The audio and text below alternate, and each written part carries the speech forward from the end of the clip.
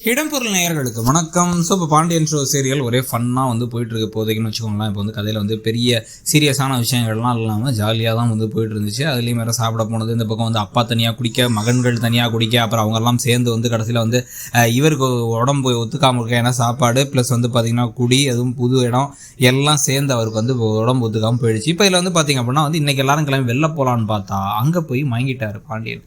So மயங்கி அவருக்கு ஒரு மாதிரி தலைகிறன்னு வந்துச்சா, நெஞ்சா வேற பிடிச்சாரு. உடனே எல்லாம் பதறி போய் ஒரு ஹாஸ்பிட்டலில் கொண்டு போய் சேர்த்தா மோஸ்ட்லி இது வந்து டீஹைட்ரேஷனாக இருக்கிறதுக்கான வாய்ப்புகள் தான் ஜாஸ்தி. அவர் வந்து நிறைய குடிச்சிட்டு அதே சமயத்தில் நிறைய வாமிட்லாம் எடுத்ததுக்கு பிறகு வந்து உடம்புல நீர்ச்சத்து குறைஞ்சி போச்சு. அதனால வந்து குளுக்கோஸ் ஏற்றி படுக்க வச்சிடறவன் படுக்க வைக்க, எல்லாரும் இங்கேருந்து ஊர் சுற்றி பார்க்க வந்த இடத்துல இப்படி நம்பி மாட்டிக்கிட்டோமே அப்படின்னு இருக்கிறதும். அந்த சமயத்தில் ராஜி ஏதாச்சும் இந்த குடும்பத்துக்கு ஹெல்ப் பண்ணுற மாதிரி விஷயம் நடந்துச்சு அப்படின்னா வந்து கதிருக்கு ராஜி மேலே இருக்க பெர்ஸ்பெக்டிவ் மாறுறதுக்கான வாய்ப்பு இருக்குது.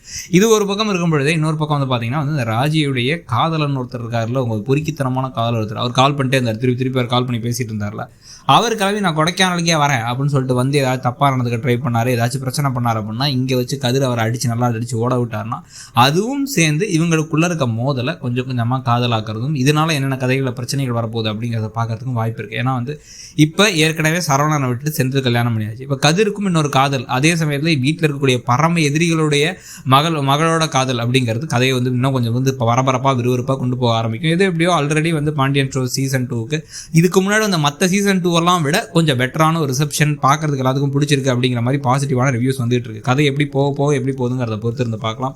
ஆனால் எல்லாரும் சொல்ற ஒரு முக்கியமான குறை, பாண்டியனை பார்த்தா தாங்க வில்லன் மாதிரி இருக்கு அப்படிங்கிறாங்க. அப்படிதான் கதை அந்த M10 மகன் இருக்க நாசர் மாதிரி தான் கொழுத்து போகணும்னு நினைக்கிறாங்க. ஆனால் அதுலேயும் ஒரு சாஃப்டான டச்சை கொடுக்க ட்ரை பண்றாங்க. ஸோ நீங்க எப்படி இருக்கு சீசன் நினைக்கிறீங்கிறத சொல்லுங்க. இடம்பொருள் நேயர்களுக்கு வணக்கம்.